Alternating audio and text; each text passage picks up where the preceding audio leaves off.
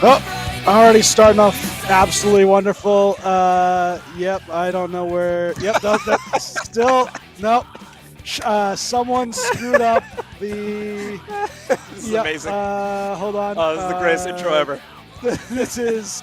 Hold on. Look at that meme, though. Schwimmen. I found the Sasquatch. Oh, there we go.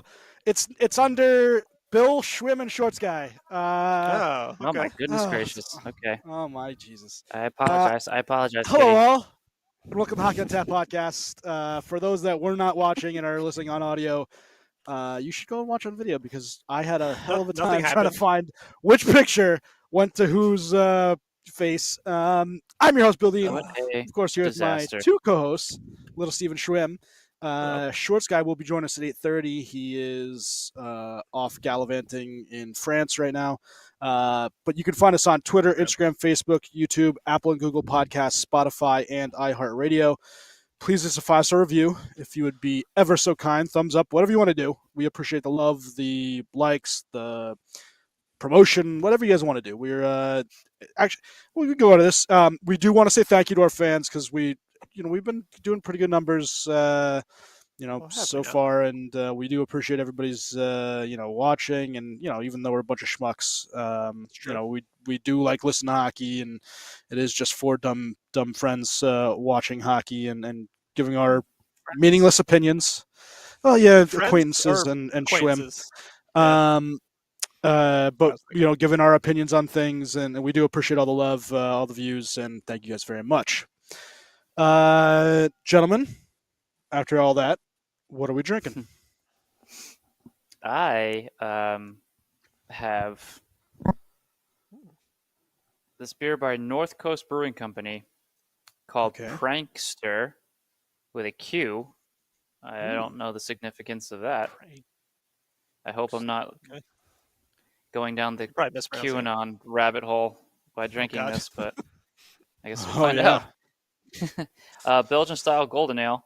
Apparently, it's recommended to be served in the specific glass, which I don't have, surprisingly, and also at 50 degrees Fahrenheit, which I'm also not doing. Maybe there's an explanation here. Yeah, why is 50? Not there. Prankster follows in this tradition using a mixed culture of antique yeast strains that produce a floral nose, full fruity flavor, and clean finish. I don't know why there's a Q. But there's a bunch of drunk fat men partying on the label. Ooh, it's a bunch of my kind, huh? Yeah, I don't know if you know anything about this, William. Bunch of Billy Deans. Do any of them look like Bill Dean in the face? There's at least one schmuck. Oh boy, yeah. Oh, Schwim, I found Schwim. Yes. Ooh, I'm on you there. found Schwim. Of course you found Schwim. As quickly as you could possibly find Schwim, you find Schwim. Schwim? Speaking of, I actually found a beer laying down in the back. Oh, you bought something, huh? Wow. Yeah, it's no, I did it's not buy one that one. I've already had on here before, though. So I think my sister got this for me for my birthday. Seven Tribesmen Parting Shot, it's called. It's a sour ale with hibiscus and blueberry. I actually bought beer yesterday, but I left it at Cynthia's brother's house. I drank two of them and left the other two at his house. So I could have had those, but I stupidly forgot. You really are a Goomba. But made up with this. Pretty tasty, actually. Pardon me while I rummage through my kitchen drawer. It's all right. Dean? I, in courtesy of Alicia, who is now in St. Louis and is getting all of us schmucks beer to try on air. Ooh. Wow. Yeah, she now is stepping it up because she said that since I don't drink them by myself, I need to have you guys help me. So Heck yeah. Hell yeah! Alicia, at least you'll have at least two podcasters who will enjoy it while drinking on the podcast, know where it's from, and who it came from. Well, I do know that this one is from the lovely country of Lebanon. It's a Lebanese beer called Al Matza. It's a Pilsner. 1933 was this bad boy started brewing. Heineken written all over it. Oh, it does. Heineken bottle. She spent $250. She spent $250 on this. If you can see the label, so Alicia very much overpaid. Well done, Alicia. A unique, refreshing brew since 1933. It blends with our gatherings and adds to them exceptional mood. delectable, bright, and cheerful. It's the truly Lebanese beer, genuinely reflecting who we are. Cheers. Okay. Cool. Yeah. I feel better about myself already. Exceptional mood. Oh. Guys, I'm trying to figure out this. That's as Heineken as you can get, Heineken. I done told you. All right. Let's get what's on tap for today. In advance. I'm watching Tampa versus Boston while we're doing this. I apologize. Oh yeah, that's all right. I'm watching the Rangers too. Stevens is watching. I'm sure Pittsburgh. Pittsburgh is not we playing. We will get to. Oh, I thought they were. I just saw Chari scored a goal. Was that the old Twitter thing? That was yesterday. Oh, okay. Well, it was close enough. I don't know what I'm doing here. I'm trying to figure out this thing. I don't thing. know what you're doing either. I'm lost. All right. Here's today's episode. This man has made the NHL Hall of Fame. That would be one Henrik Lundqvist, the most beautiful man in all of hockey. Where's Tom Barrasso? He's coming next. Three goalies.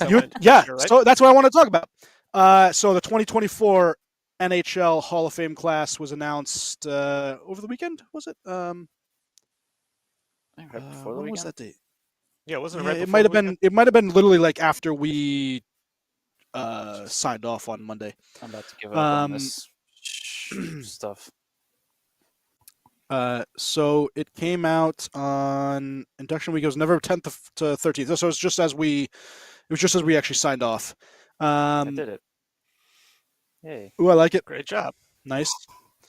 Ooh, all right. Smells so like something. In the lovely class of 2023, you had 5 players, 4 NHL superstars at the time. Superstars. You had WHL Caroline Ouellette, and then you had 2 builders.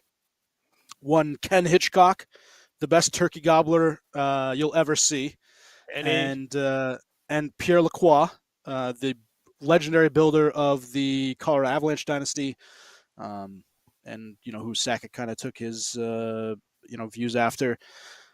In the goaltender category, and this was special because there was 3. And when you look at classes, in the Hall of Fame, who's misrepresented, I think that the 2 that don't get nearly enough shine, right, are goaltenders, as well as defensive defensemen. When you think about it, because not many defensive defensemen get in. Think of them as just kind of not moving the puck, but yes, exactly. Although Scott Stevens is probably the only exception, or one that comes to the top of my head.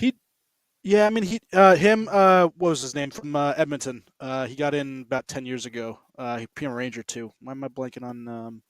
Tom Pody. Yes, he is definitely in the Hall of Fame. It would be a sad day if that actually ever happened. All right. Sorry, Tom Pody. Tom Pody, if you're listening, I apologize. That was not in jest. I actually thought that you were in the Hall of Fame. Yeah, you are one big liar. That was Zawacki's favorite player at one point. It was. I mean, that guy. You think about some of the one of the all-time great Rangers. Defensive. Yeah, one of the all-time great Rangers. Larry Robinson was offensive, but he was very good. Actually, when you think about it, Lidstrom might be the best defensive defenseman. He just also happened to be one of the best offensive defensemen. I think Lidstrom is arguably the best defenseman to ever play. Like all around, everything. In this man's opinion. Yeah. Rob Langway. Anybody recently that you guys think could be defensive defenseman, and we'll get back to the Hall of Fame, but any defensive defenseman you can think of from our generation that you think could possibly be Hall of Famers? I know one right off the D. But he's okay. Yeah, he's not a defensive defenseman. He's kind of like all around. Like he's an awesome defenseman, and he puts up. Or you say Hedman? Yeah. Well, yeah, but he's not a defenseman. I'm just thinking of like D guys and. I want to know like Nicholas Lidstrom. Yeah. Same with him. Like, same with Yossi. Yeah. Like Lidstrom. I'm not saying he's a Hall of Famer, but someone like Ryan Lindgren or what's his name from Carolina, like those kind of guys. Shoot. What about your boy? The guy from Carolina. McDonough. Slavin. McDonough's a good one. I like that a lot. He's the freaking awesome defensive defenseman. He might be. Yeah, he might be the most accomplished. Yeah. He might be. Because I like that a lot. I'm gonna All-Star start ballots too. Yeah, Right? I'm gonna He's start. I don't know how many Him time for... All-Stars, 2-time Cup winner. I don't know how many All-Star appearances, but yeah, that's he had some reasonable offensive upside with the Rangers. Yeah, not as much with he had a different role with Tampa for sure, and really he was embraced never. He was shut down, shot blocking. Yes, unbelievable. Yeah. That's blatant interference. I hope that's a penalty. Here we go. Here we go. Here we go. I'm trying to actually see. Was he ever? I'm watching toys. I think I'm toys. beating both of you guys. Oh, you win. Okay. He was Mr. Hockey in Minnesota. NHL All-Star Game in 16, 17, 18. So he's a 3-time All-Star. Stanley Cup champion 2020, 2021. I can't think of anybody else right now. I'm like fixated off the top on of the head. World Cup. It's it's the thing. Also, it's hard to just think unless they were played for your team. It's hard to really think of who a shutdown defenseman. What about was just Adam Foote for shutdown defenseman. Colorado? I don't know if he's like a shutdown guy. I just think he was like a big bruiser, clear the net. I think I told you. I think I told you guys this, that I, for some reason, when I was young, dumb, and full of something, I thought that the foot that's on the side of the jerseys was for Adam Foote for some reason for the longest time, and it's obviously Sasquatch, and I was just young and stupid. I believe it. But yep, I thought it was for Adam Foote for some reason. Hit from behind. No? Great, yeah, live look into Bill Dean's dumb brain. All right, now because we got way off target. Tom Barrasso of the legendary Pittsburgh Penguins organization. He was promising coming out of the '83 draft. The Sabres claim him with the 5th overall pick. He was up and down for a little bit with Buffalo, and then in 88-89, he was struggling with goal that season. They used 6 different goalies, but then he was traded to the Pittsburgh Penguins, where he would lead the team to the second place finish in the Patrick division. Brasso was awesome in 92-93, right? He led all goalies, 43 wins, selected to the second All-Star team at season's end. Obviously, Penguins finished first and claimed the President's Trophy. 94-95, he started getting injured. I'll let Steve go through it, and he can give you his recollection. He had a great prime, right? So all of his accolades were in the prime of his career, and everything before and everything after was very forgettable. But during the course of those seasons where he was top notch, and obviously backstopped them to the Penguins to 2 Stanley Cups. Not a very well liked individual. Yeah, that's what I heard. I'll shoot that. Especially amongst the press. But we obviously won't hold that against him. I don't know him personally, so I'm just saying what people have said, including the Penguins journalists who had actually dealt with him talk about how he was just a mean, lousy MF. I wonder why. Yeah. I don't know. Sometimes, some of it I think they say stemmed to his personal life and questions regarding that, because I think he had some sort of struggles. I don't know if it was family health issues or something along those lines, and people were prying or something like that. But he just became a miserable curmudgeon by the end there. But no, those period of time when he was at his best, he was very good. Tops in the league. Would never consider him the best. I'll ask you. Do you think he deserves to be in over someone like Curtis Joseph?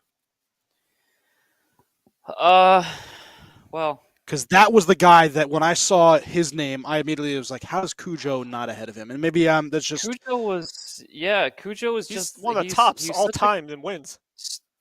Yeah, well, such a storied career, right? I mean, he played multiple teams, never was able to win that cup. Never really won any individual trophies, as far as I can recall. He never won the Vezina, but was a finalist 3 times: 93, 99, and 2000. I'll never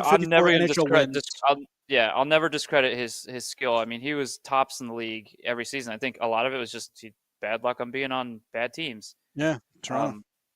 But yeah, I think if somebody like, and I don't want to say that, you know, he if never somebody won a like cup when he was on Luongo, Detroit. No, No, they missed out. Man, Yep. that sucks. if someone like Luongo is in, I don't see why. I mean, well, Cujo. Luongo has one Vezina, two Vezinas, One, I think. Yeah. one. Ooh. Roberto. I think, yeah. I mean, if you're talking about, you know, talent, and it's really just talent, I guess. And who's the better goalie? Cujo's a better goalie than Barrasso. Yeah. Barrasso just has, you know, I guess some numbers. I don't know. I was surprised, to be completely honest, that when Barrasso was inducted when I first heard about it, and I didn't necessarily agree with it, but I was also like, you know, okay, I guess you can make a convincing argument for him to be in it. But yeah, like other players who are entering the hall also, there's a list of players that deserve to be in that aren't, and Cujo. Well, we'll get through those in a second. Chris Osgood was the one, though. Everyone's like, oh, how about Chris Osgood over Barrasso? I think those two are on level playing fields. Even though Osgood has more wins, he has this 3-time Stanley Cup champion. I think that Barrasso was better in his peak. Yeah, he was more of a. Osgood benefited from being on absolute juggernaut of a Detroit team. Otherwise, I didn't. I mean, honestly, I think if Jimmy Howard plays goalie in 2009 Stanley Cup Final, Detroit wins back-to-back cups. Yeah, I think so I have too. no doubt in my mind. No doubt in my mind. I would agree. Osgood just isn't very good, and both goals in the Game 7 were weak. Oh, terrible! I don't think he had any standout performance at any time. But you know, I could go on and on about that. I'm ultra critical of goalies because I used to be one. But yeah, I was not an Osgood fan, not at all. All right. So the other guy to get named in, the other goaltender. Well, there's two more, but I'll get to the third guy, and because you guys obviously know I'm a Ranger fan. The other guy to get into the NHL Hockey's Hall of Fame was Mike Vernon, goaltender. You know, you think about the Calgary teams. When I was looking at his, stats, obviously a good goaltender in his time. Another guy I thought maybe, Cujo as well. Schwim, you got anything on Vernon? Watching him when you were younger? I remember watching him when he was on. He won with Calgary and Detroit, right? He won a cup. Yes. When he's in Calgary, and then again with Detroit, the fights that he had with Patrick Waugh. Yes. Patrick Waugh. Detroit Colorado series. That's the big moment. I don't. That's funny. That's the only moment I remember. I don't really remember Mike Vernon in games. Yeah, I remember he was good. He was like. I don't want to compare him to Osgood because I think he was definitely better than Osgood, and yes, like Steven was saying, Osgood benefited from having like a really, really ridiculously good-looking team in front of him. One of the best in the history of the friggin' sport. So, but no, Vernon was a really, really good goalie. He's definitely deserving of it. He won the Conn Smythe with Detroit, right? When in 96-97. To win them the Stanley Cup. There you go. So, like, he's definitely deserving. He was a really good goalie back in his day, back in the 90s. Yeah. I'm with you though. I'm surprised with Cujo. I mean, I don't know. I say maybe he's in the next one, but who the hell knows? Like, I'm surprised they did three goalies on this one. Still not in, so McGillney's still not. Yeah, I don't understand that one. Who knows? So this gets to the next guy, which is Pierre Turgeon. Obviously, thinking about, he was all over the place, right? But Buffalo Sabres, Islanders, Canadiens, Blues, Stars, Avalanche he was with at the end of his career. 1,327 points in 1,294 games. He thought of him. I don't know that his highest season point total is 132 with the Islanders in 92-93. That was the year. I mean, they were off. They played 83 games. They're actually one of the only teams to play 83 games in a season. 132 points, like I said. He had only had 100 one other time, and that was with Buffalo in 89-90. But I would have thought McGillney over him. And I feel bad. Pierre Turgeon was a fun player to watch, but just when you think about the guys that they're leaving out, it leaves a sour taste a little bit. I think you put both of them in there. I think you put Turgeon in, and he's in, and Mogilny, obviously. Yeah, but both play on the same team. Right? I don't know what the problem is with Mogilny. Like, do they have any reasoning behind why he wouldn't be in the Hall of Fame at this point? And then taking all these other guys over him? There's got to be something going on. Like, this makes zero sense. Why or why not? Yeah. Because even the why, I mean, they just go on like, okay, this person accomplished this, that's the why, right? But like, okay, this other person also accomplished all of this and more, and they're not. So yeah, there's never a real explanation. So who knows? But I you have to think he's going to get in there at some point. It's just surprising he hasn't yet. I don't know. All right, we'll get to the last guy. Obviously, the guy I just shown before, Henrik Lundqvist. He was the closest thing, I think, to a lock in 2023, and that, it's a little bit of homerism, but I do think he was the best player selected and available in this nomination category. Obviously, King Henrik, I don't really care about the nickname or whatever bullshit, but he was one of the best and most consistent goaltenders of that whole NHL salary cap era. Obviously, wins the Vezina 2012, finished top 2 in 4 years, top 6 in each of his first 10 seasons in the league. The only goal in NHL history to win at least 30 games in each of his first 7 seasons. In fact, the only time within his first 12 seasons that Lundqvist didn't reach 30 was the shortened season in which he won 24 and 43 appearances. So he would have had 12 straight seasons if not for the lockout. Obviously, didn't win a cup, and I'm sure Schwartzguy, everyone else, I don't care. I mean, it just sucks that he wasn't able to win it, but he advanced the Eastern Conference Finals 3 times and always did his part in the playoffs. He had a .921 save percentage in the playoffs, 230 goals against, and 10 shutouts in 103 appearances. He won the gold medal with Sweden. That's why they gave him the whole King Henrik thing. But he just, unfortunately, that heart condition, international right? Play considered. It's the Hockey Hall of Fame, not the NHL Hall of Fame, correct? So international play is hockey. It counts. Yeah, it's all so international play is considered. Okay. Yeah, absolutely. Obviously, the heart condition stopped him from playing in 2020, which is crazy that he's been out almost 4 or 5 years already.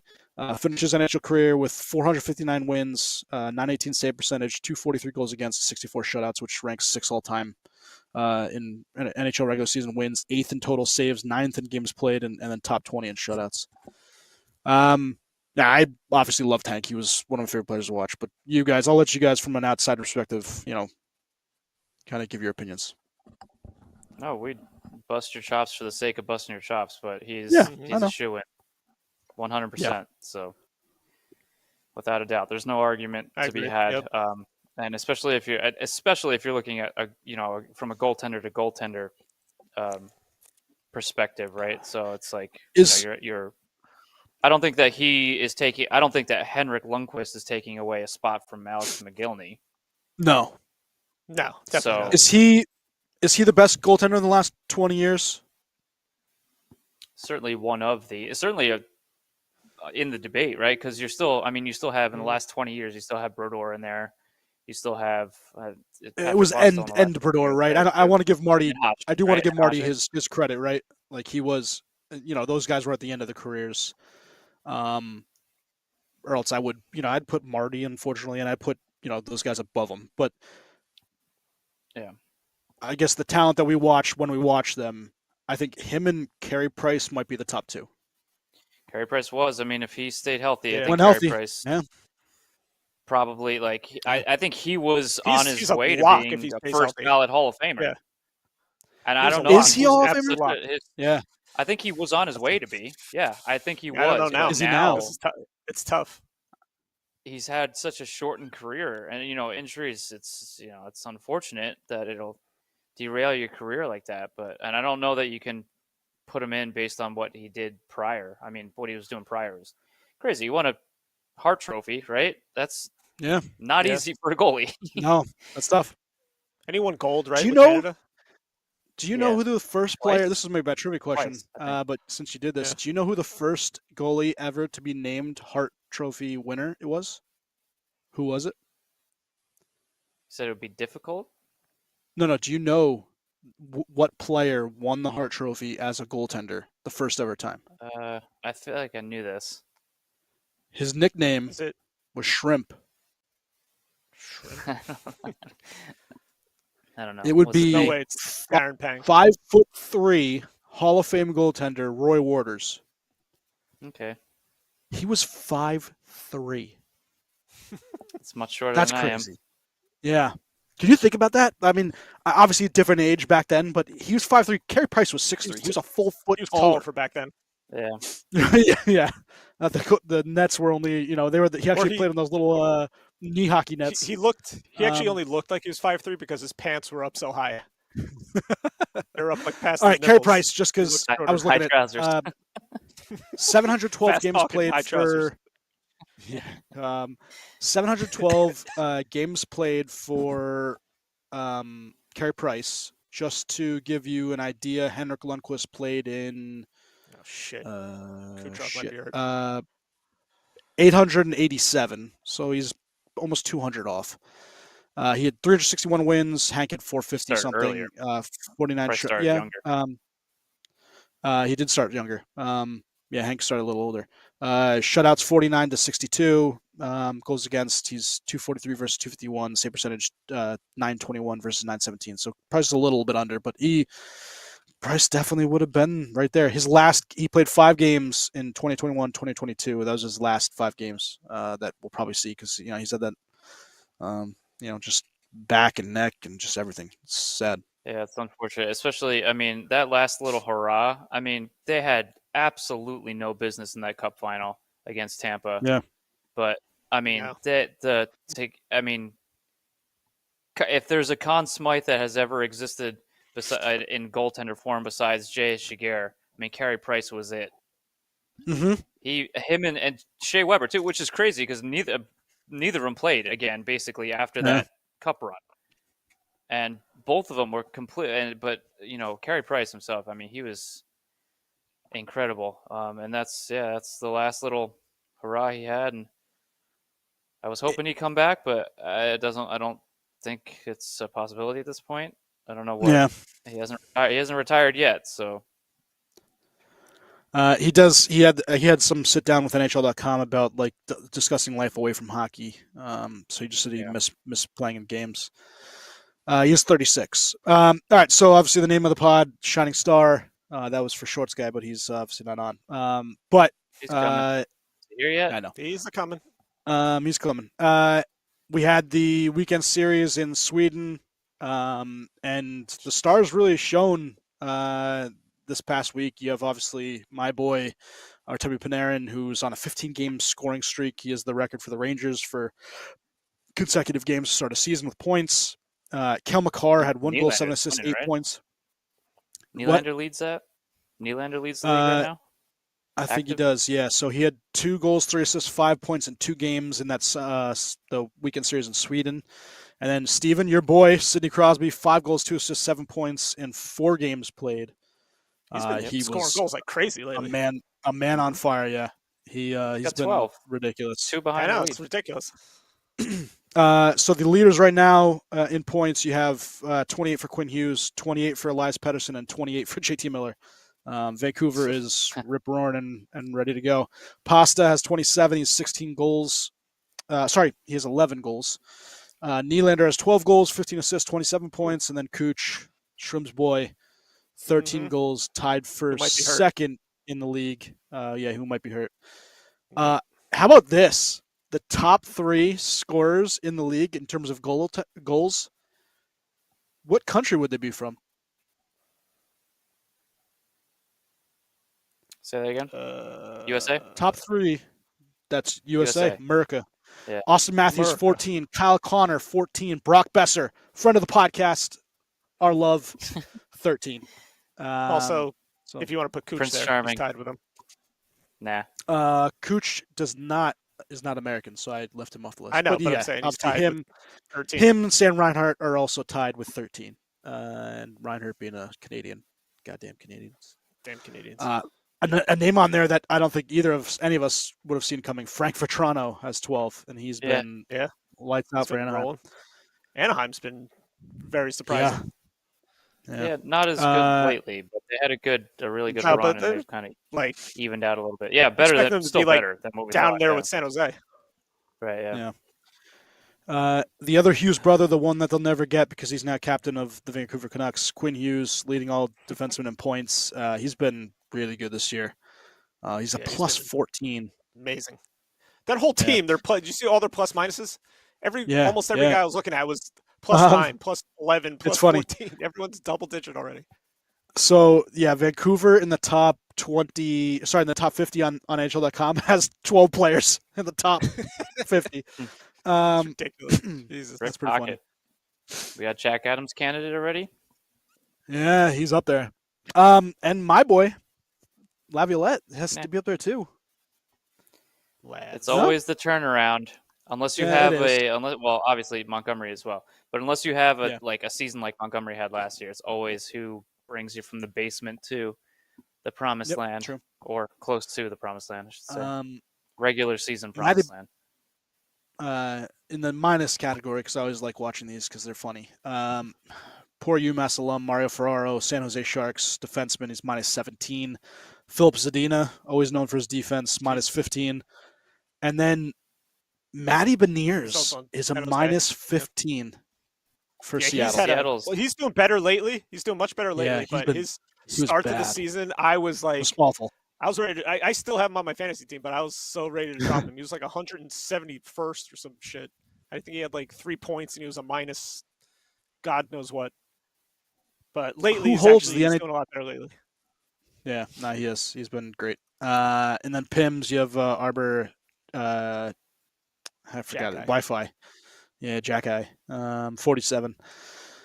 And then, because I like to just keep telling Steven this, one of the best goaltenders in the National Hockey League, one Thatcher Demko.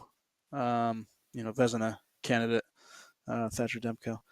926 save percentage. He's been, lights out. Cam Talbot is at 930. Yeah, LA Kings are on a roll right now. Yep. Aiden Hill, the guy that everyone was kind of thinking maybe would get his, get season taken away from him, being with, Logan Thompson and with the goaltender situation. He's at 928. They're still splitting pretty evenly. They are. Yeah, they are. Yeah, it's Aiden Hill started 11, and I think Logan Thompson started 8. So pretty close. All right, so in other hockey news, and I was trying to pull up, and I'm also waiting on Shorts Guy. I'm trying to see. Great. What the hell is this guy doing? What? On? That would be a cat. Yeah, what is he chewing on? We have a cat on the video for anyone that's watching, not paying attention. Alex Ovechkin, that is 827th goal of his career. And he has been better of late. Washington's been playing really well. They're in a playoff spot right now, I think, aren't they? Yeah, they're in a playoff spot. I didn't think they'd be doing. No, that's crazy. Great. Yep, I didn't see that coming at all. I wanted to get past the torch. Who's got the longest losing streak right now? Oh yeah, they passed it to Edmonton, right? They're so bad. No, Columbus. Oh, Columbus. That's right. Yeah. There's talks about what's his name? Patrick Laine was benched a couple times, and they're saying so was Gaudreau in like a whole third period, and then I guess they were down by a goal or something, and they really stupid. They pulled the goalie and benched both Laine and Gaudreau for goalie. Oh my God. I don't know. I don't know. It doesn't make any sense. Coach. But I don't know how you are a serious NHL coach. I think he did it more than once. Like, I get it, you're sending a message, maybe those guys one time, but they're saying he kept but how do you, did it again. You send a message? You're trying to tie a game. Yes. You pull your goaltender, and to prove a point, you don't put your two best players out there. Like, you don't want to score that goal. 1-0 Rangers. Woo! Boo. What a disaster. That would be one Vincent Trocheck. Oh yeah, they had the former assistant coach. I was like, I don't even remember who the hell their coach is. It was supposed to be Babcock. Excuse me. Stop chewing on cords. Yep. It's Pascal Vincent is the head coach. Yeah, thank you. Which if this is any indication of how he's going to coach, I don't know. He's in trouble. Did you guys see Phil Peronik's goal? Yes, it was his 107 mile an hour, 107.8 or whatever. Oh yeah, 0.9. Yeah, 107.9 is the hardest shot ever recorded in an NHL game. It was a laser beam. The goalie had no chance. I didn't see it. You watch it live. Yes, it's just the puck is there, and then the net is moving. It's gone. Yes. So this brings everybody, back to the whole when you have the skills competition, do you want to just see the guys that were selected as all-stars, or do you want to see the specialists? Do you want to see Hronik and some of these guys that, Martin Firk, who, had one of the hardest shots ever recorded. I think it was 108 something in an all-star game. They should split up the skills competition and the all-star game. Have the guys who were voted into the all-star game play the game, and then have these specialist guys who are friggin' snipers or hardest shot or whatever be in the skills competition. Fastest skater. We can see so many people. Oh, look who it is. Hey. They should absolutely do that. Who wouldn't want to see friggin' Mr. Shorts guy?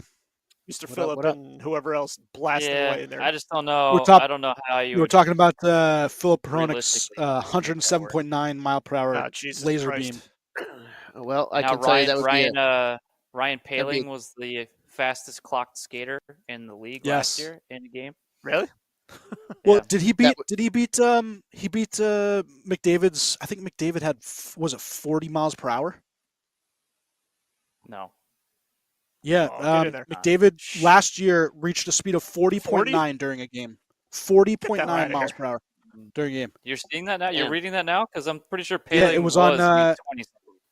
Well, no, he might have beat him. He might have beat. I'm just saying he beat that's the players, average 10 to 25 miles per hour. The upper echelon are 30 to 35, and McDavid had hit 40.9. They clocked him in an NHL game. No. I don't know. So maybe Poehling beat him, but that's crazy that he's getting over 40 miles per hour. And that's why everyone's like, you have weapons on your feet because that's how you can go that fast. And these guys are so strong. You actually see that there was I really think it's like 20 something. 40 does not make any sense to me. 40 sounds nuts to me. Here, fastest recorded skater NHL game. Oh, wait, where's our research music? But I was gonna say, did you guys see there was an OHL player that he was wearing a neck guard? He was actually saved. It saved him from his jugular. It still got him. Yep. He still has this nasty scar, but it saved that millimeter or two from him cutting his jugular. Mm-hmm. Absolutely. That's crazy. And more players wear them now. Quickly after, yeah. I know it was odd. I saw a picture of Ryan Graves wearing the neck guard, and it was because I mean I know a lot of the Penguins are doing it, but it just seemed weird of them wearing it. It's new, it's different, it's good, but it just I'm used to seeing it at all other levels of the game, but not the NHL. So, but it's good they're listening, and I know that. I don't know if it's just the Pens, Steven, or because you are, talking about it, but the Pens seem to be leading the charge with this. I don't know if any other team is doing the same. They're doing Pens so. seem The to be Pens leading this charge. are a lot of them are wearing them in practice, but not many are wearing during gameplay. I think I can only see that, two are wearing them during games. Yeah, but Ryan Graves and I think Jeff Carter are the only ones wearing it during games, and there's a lot of them wearing it during practice. Trying to, I mean, he played last game, but all right. I apologize. I was duped. Yeah, see, it's in kilometers. The guy wrote miles per hour. Kilometers. Kilometers. 47.8 is the record by Brett Hull. Actually, 47.8 kilometers per hour, which is 29.7 miles per hour. Yeah. Okay. McDavid was at 40.9 kilometers per hour. I didn't even think Brett Hull could skate. I thought he just lumbered over to his spot and took one-timers. He just drank and sang Sweet Caroline. Yeah. It sounds like a good idea to me. God damn, I got duped. This guy wrote miles per hour, jerk. Yeah, see? I knew it. What a real a-hole. Send him a message. I'm gonna send him a strongly worded email. Send him a strongly worded email. Shorts, we were talking about the Hall of Fame before. We'll not go back to that, but obviously we talked about a couple of goaltenders. The Firk bomb being the guy with the hardest recorded slap shot of all time at 108.2. Wow. In a game. Yeah, in a game. That was in an all-star competition, actually. 108.2. I will say this. 108 is a dented cage. Is a dented cage. If that hits you, that's got to hurt so bad. A regular shot to the head wakes you up, but 108 miles per hour, holy hell, man! That's a concussion. If you get hit in the head. I'm dumb enough, and I am dumb enough to stand there and take that shot. Tage Thompson. Yes. Tage Thompson, who was injured in a game versus the Bruins, is said to miss a few weeks. Luckily, well, they said less than a couple months. So he was saying, in between 6 to 7 weeks. And it brings on the question, lovely, Boston Bruins defenseman Charlie McAvoy. Did you guys see the little clip? Oh, come on, Higgs. His skate clipping his skate. He's dirty. I gotta say, he's dirty. McAvoy's a dirty player. He can, he can really kind of ride that fine line. I mean, again, it's impossible to prove intent, and you can speculate as much as you want when you slow the play down, as much as they did, right? But the game happens. Yeah, I know it's been used as an excuse probably too often that the game moves so fast. But I don't know. He definitely sticks his foot out to do something. Yeah. I don't know the cutting. I'm sure the cutting part was not intentional. But it was it's a reckless play. Anytime you do that, when when you're beat and you stick out like your leg, whether it's knee on knee or your skate can do something. So it's a reckless play, and I think maybe now that somebody's been arrested for such an incident because let's talk about that. Someone died, they might be looking at these, intentional leg sticking out incidents a little more seriously and warrant suspensions. So obviously what Steve's talking about is in the Adam Johnson death, they arrested, I forgot the kid's name, I'm sorry. They haven't even named him. They just said someone. They haven't named him. Yes, they have not. I mean, we know who it is, but I don't think the authorities named him. Did they? Mm-hmm. I didn't see that, but yeah, and nothing I've seen. No. Okay, so we know who it is, but I think because of whatever laws they have or the nuances. Yeah, in England. Laws, Petgrave was the guy who skated towards Johnson and collided. I thought they were saying he actually hasn't. He hasn't been arrested. He's only been charged with.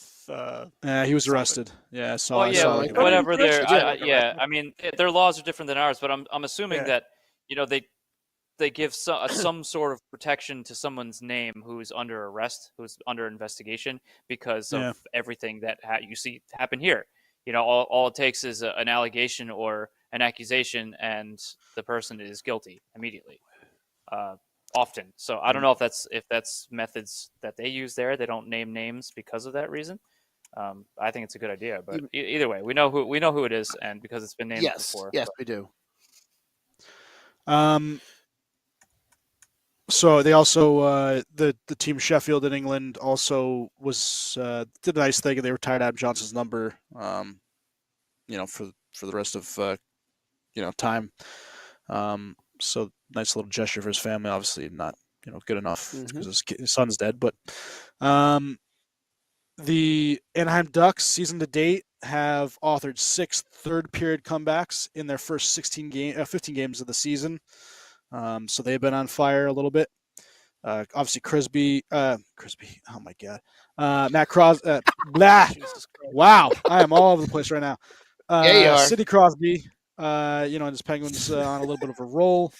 We talked about Austin Matthews, Brock Besser, Kyle Connor, America leading in goals. America. And then the global series between Red Wings, Wild, Maple Leafs, and the Senators went well in Stockholm, Sweden. I wanted to get quickly into, I'm just clicking on this, the NHL considering rule changes to create more overtime offense. I guess everybody's all now pissed off that teams are allowed to, essentially circle back out of the offensive zone and gain offense that way. And it's not a continued, offensive force like it used to be. So they've talked about putting a shot clock in it. Oh, God, no. A shot clock or a penalty. If you are to leave the offensive zone after you enter it, getting a penalty. Stupid.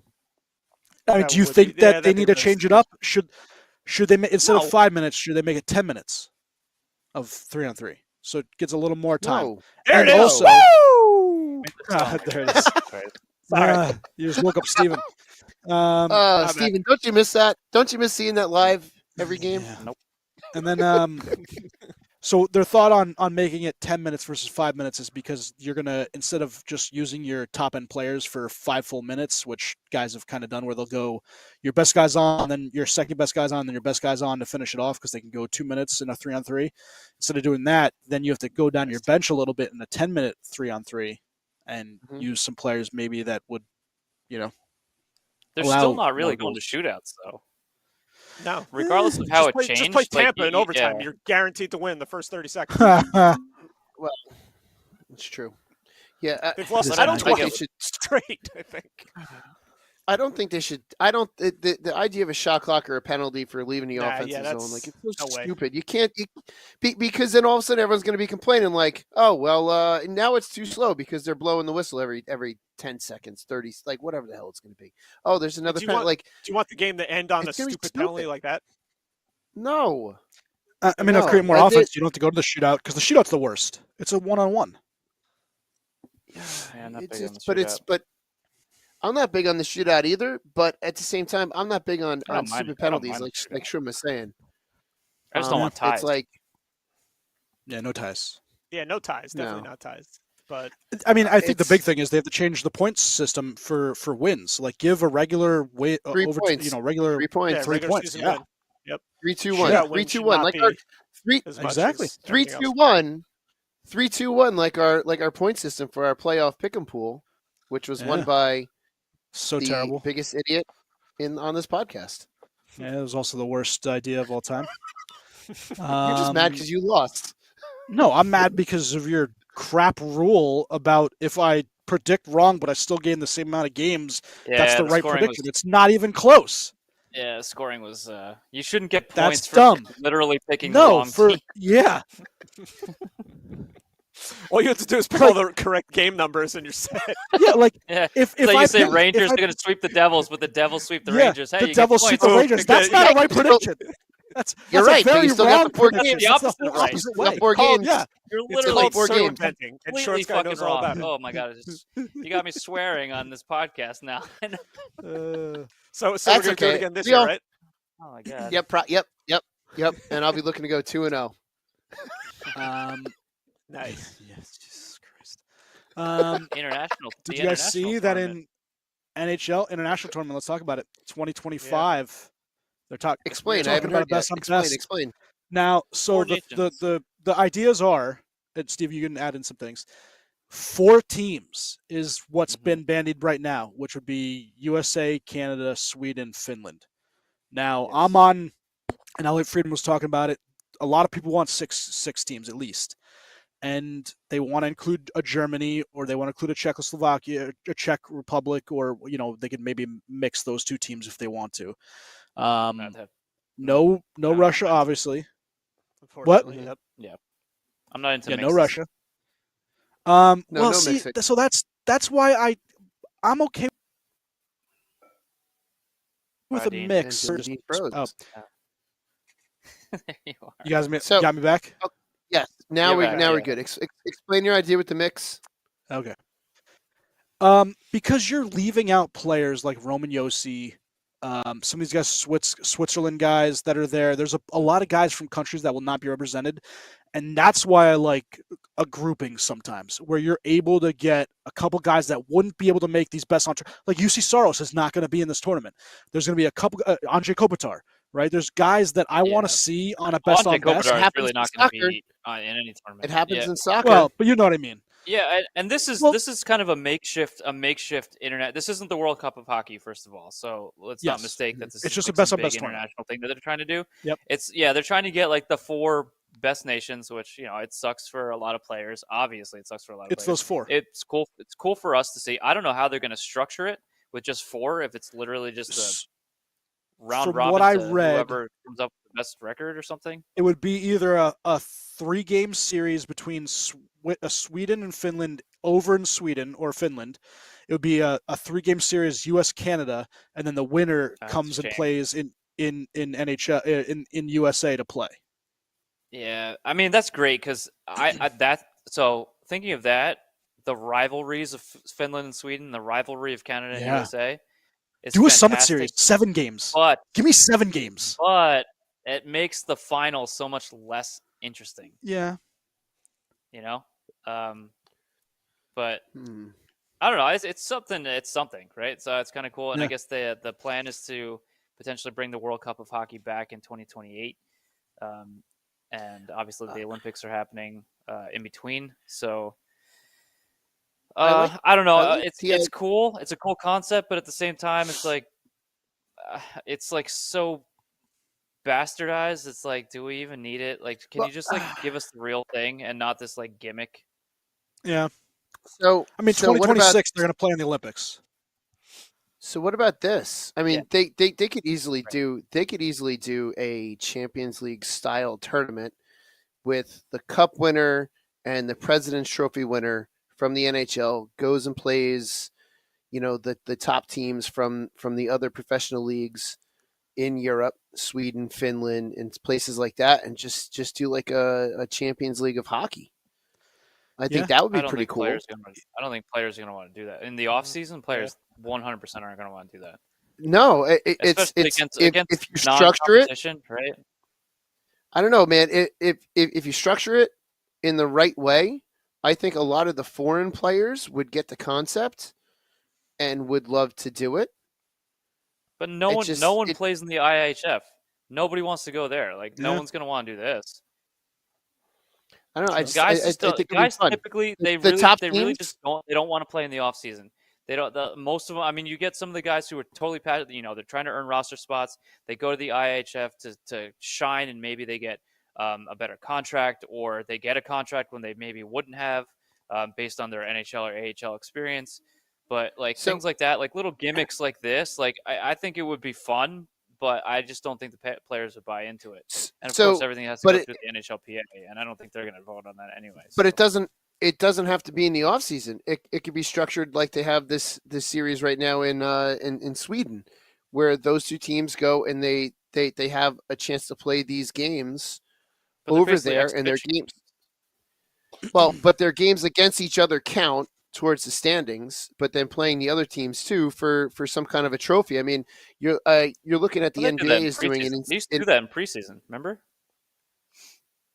I do remember that, but you could do a Champions League style thing in season. I know the NBA has switched to not that I follow the NBA much, but there is an in season tournament, which is kind of like what every other league, at least in soccer. Yeah, I just heard about this. Every other league around other league around the world has like 2 or 3 tournaments within the season as it's going on within their regular seasons, respectively.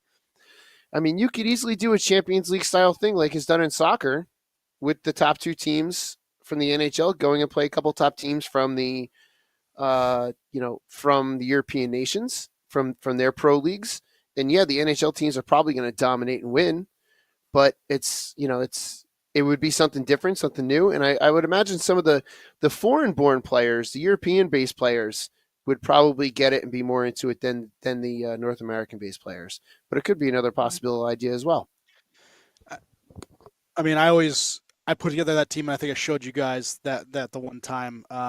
If they were to do some kind of World Cup where it's 8 teams, you could do U.S., Canada, obviously not including Russia right now, but they would, you'd hope be eventually a part of this.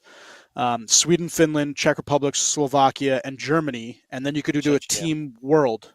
Sorry, Czechia. Apologies. And then you could do a team world where you have guys like Ehlers, Meyer, Hischier, Fiala, Zuccarello, Kopitar, Niederreiter. I still hate that.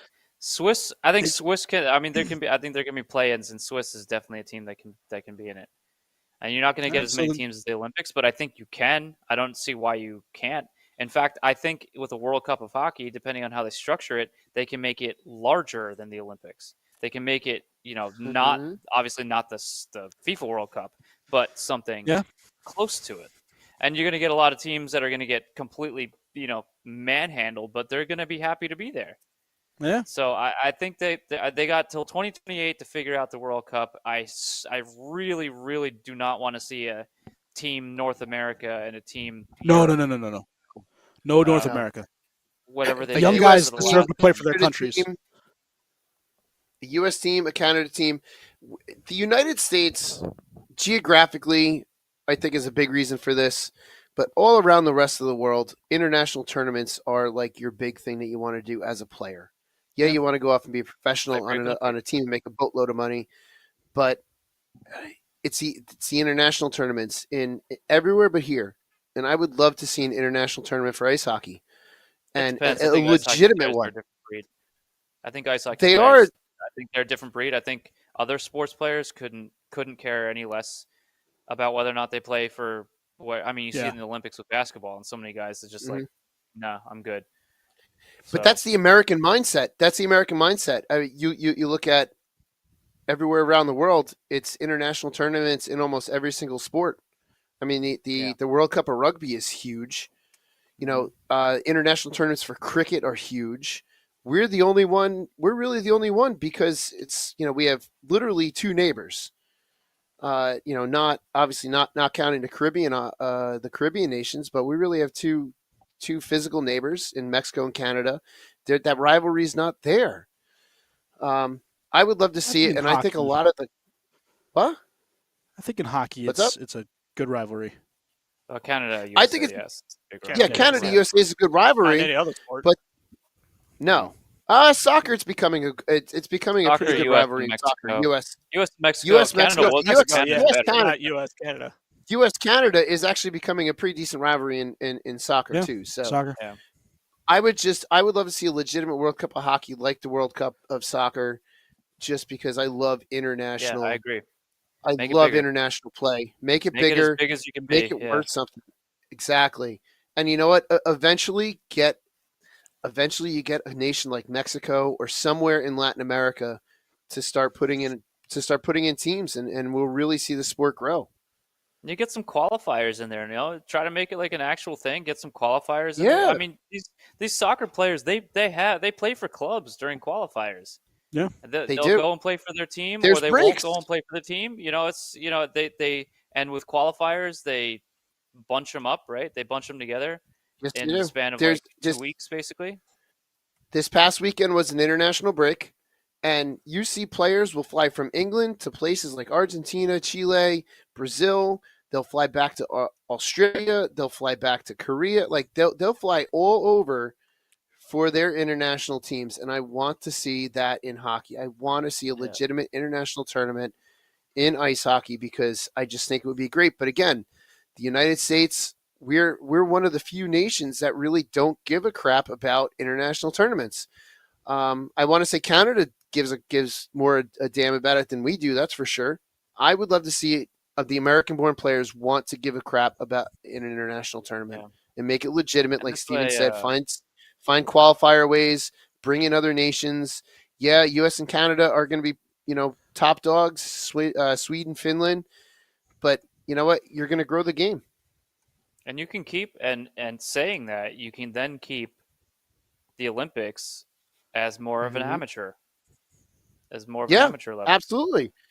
And you had this, and I think that would be great too. World Cup, and then it's I think it has potential. I don't know how long it would take to grow, but like I said, we got until 2028. It take a while. Something, and hopefully for World Cup, for World Cup, yeah. This other thing, I mean, it's cool on the surface, but you know, it's very small. 2026 called the Olympics, so hopefully I don't know how well it's going to be received. Also, so we'll see. We'll see how it is, but it's a step in the right direction of letting players represent their country. You know, besides the IHF thing that no one wants to play in because it's during the off season, and these players want to have an off season. Yeah, it's got to be in season, and they've got to take a break, or at the very end of the season. Like generally, the World Cup is usually at the very end, at the tail end of all the European seasons. But because they take it so seriously, the players are all in on it, and it's maybe an additional 2 weeks for the majority of those players that don't make it into the next round. So it's 2 more weeks of play, basically.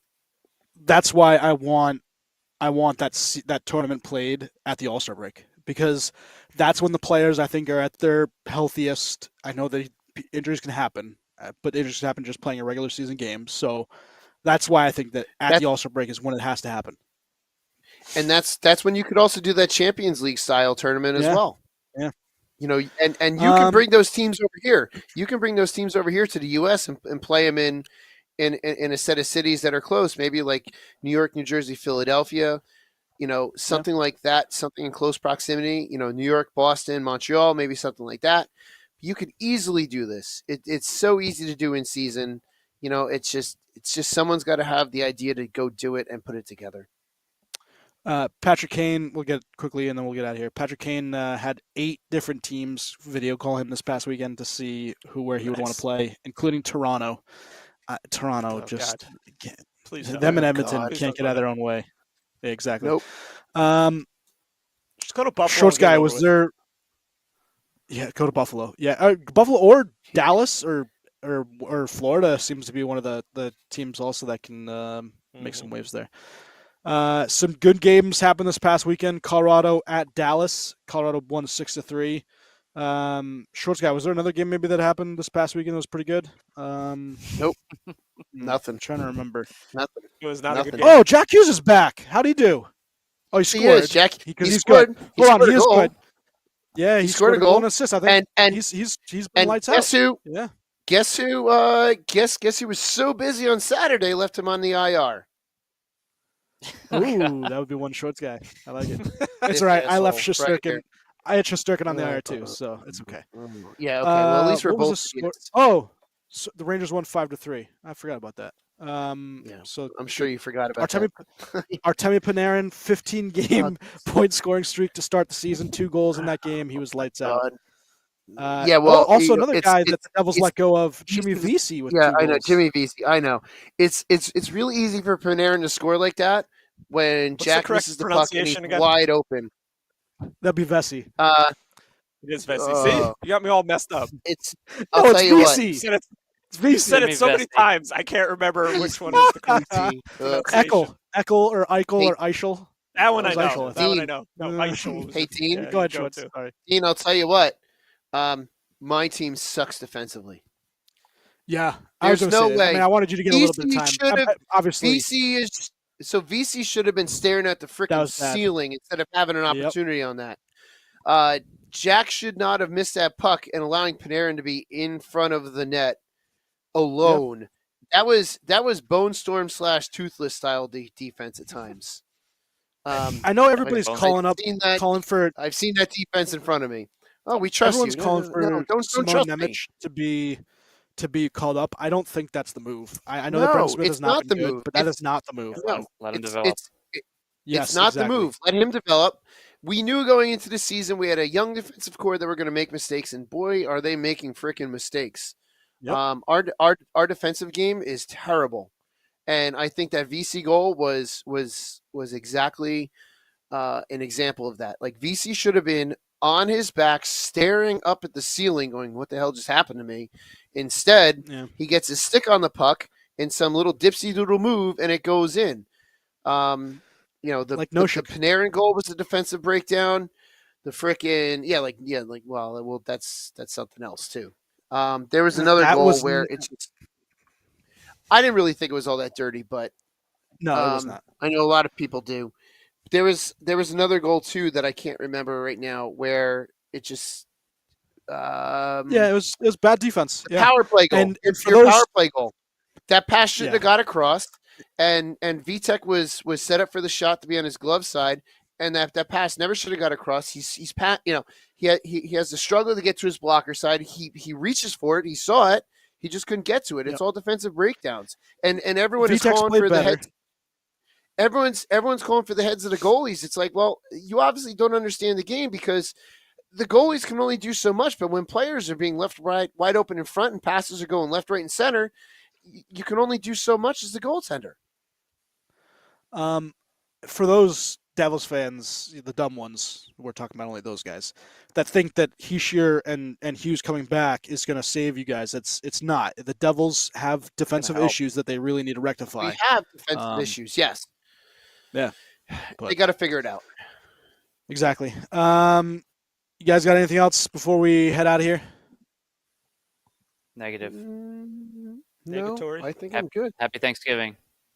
Yes, happy Thanksgiving to everybody. Happy American Thanksgiving. I was going to quickly get into one trivia question before we get out. Yay, vegan beer. Do you know? Yeah, we'll do the beer.